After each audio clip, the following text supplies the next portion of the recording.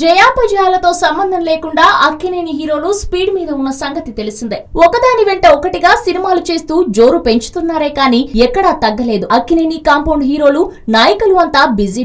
ప్రస్తుతం కింగ్ నాగార్జున ఓ 3 సినిమాలో నటించేందుకు రెడీ అవుతున్నారు. ఇవన్నీ సీక్వెల్ సినిమాలే కావడం ఆసక్తికరం. మన్మధుడు 2, బంగారాజు, రాజుగారి గది చిత్రాల్లో నటిస్తున్నారు.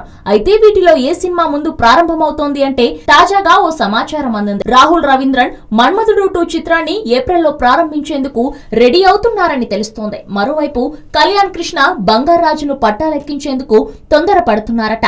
జూన్లో ఈ సినిమా మొదలవుతుందని చెబుతున్నారు. మరోవైపు ఓంకార్ రాజుగారి గది చిత్రానికి సన్నాహకాల్లో ఉన్నారు. ఈ నేపథ్యంలో నాగార్జున నటించే సినిమాలపై అక్కినేని అభిమానుల్లో ఒకటే ఉత్కంఠ నెలకొంది.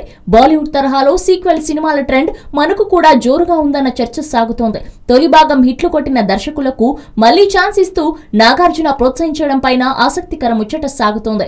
ఇదంతా అటుంచితే నాగార్జున బంగారాజులో చైతన్య ఓ కీలక పాత్ర పోషిస్తున్నాడని తెలుస్తోంది. చైతు ఏ పాత్రలో నటిస్తాడు అంటే బంగారాజుకు మనవడి పాత్రలో ఎంట్రీ ఇస్తాడట.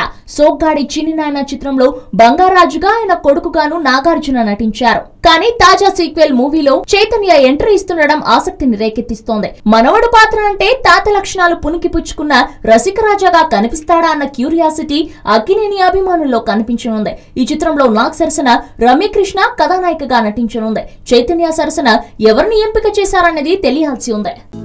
హలో, మిమ్మల్నే యోయో టీవీ యాప్ డౌన్లోడ్ చేసుకున్నారా? ఇంకా లేదా? మీ యాప్ స్టోర్ కి వెళ్ళి వెంటనే డౌన్లోడ్ చేసుకోండి.